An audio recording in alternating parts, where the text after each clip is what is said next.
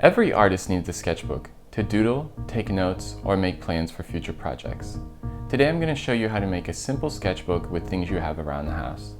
The first step to make your book is to cut paper down to 8.5 by 5.5. Then you want to separate your paper into 3 piles of 5 sheets.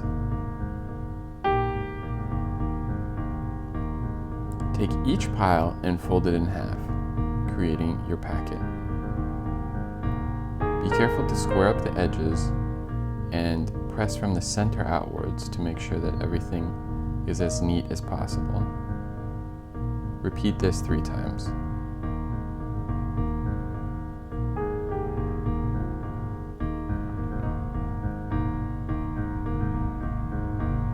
Once you have your 3 packets, you're going to bind each packet. To bind the packet, you want to punch a hole 1 inch from each side and 1 hole in the center. Then you're going to take a heavy-duty needle and some wax thread and feed it through the center hole from the outside of the packet. Draw it up from the inside and then feed it back through one of the outer holes. Now back on the outside, feed it through the center hole again and loop it back to the unused hole. Once you've done that, you want to take the exposed ends and loop them together and tie them in a knot. Make sure that this is tight because this is going to hold your pages together. You're going to want to repeat that 3 times for all 3 packets. Then you want to take all 3 packets and bind them together. You do this by taking a piece of thread, threading it through the outer loop on the packet, and tying them all together, making sure that it is even. Give it a double knot to make sure that it's secure, and cut off the excess thread. Repeat the same step with the other side of the packet. Next, you're going to want to prep your liner paper. Cut 2 pages 8.5 by 5.5, just like the packet in your book. Fold it in half, making sure that the edges are square. Repeat this for both pages.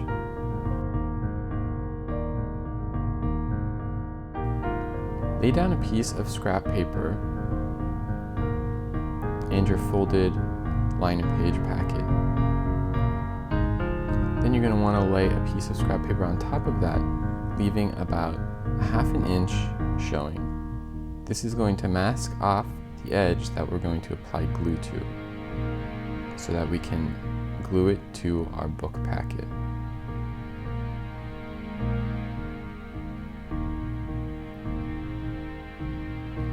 Carefully line up the glued liner page with your book packet and press it together firmly, making sure that the edges are square.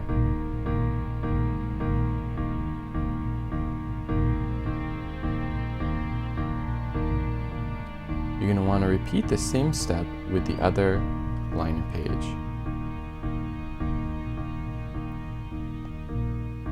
And again, press it to your book packet, making sure that everything is squared up. Once you've done that, you're going to want to apply a piece of tape to the outer edge of your packet to make sure that the binding is really held tight. Make sure that when you do this, you press out all of the bubbles and make sure that the tape is square on the edges. Next, you're going to want to pick your cover page. Flip it over and lay out your cardboard pieces. They should be 5.5 by 4.25. The spine should be 5.5 by 1/4 inch. You want to take your cardboard piece and cover it evenly with glue, making sure to get the edges. Repeat the same step with the spine. Glue them down to your page, making sure to leave the spine 1/4 inch from the front cover. Repeat it with the back cover, again making sure to evenly coat with glue and get the edges. Lay this down as well, again leaving 1/4 inch between the spine and the cover page. This will give you room for your book to bend. Trim off the excess paper and cut off the corners. Now you want to glue down the flaps that are left. Evenly put glue on the flap in the cardboard and smooth it over, making sure there are no air bubbles. Repeat this step for all sides.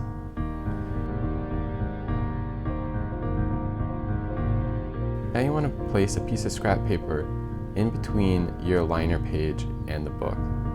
Apply glue to the outer edge of the liner page, making sure to evenly cover and get all of the edges.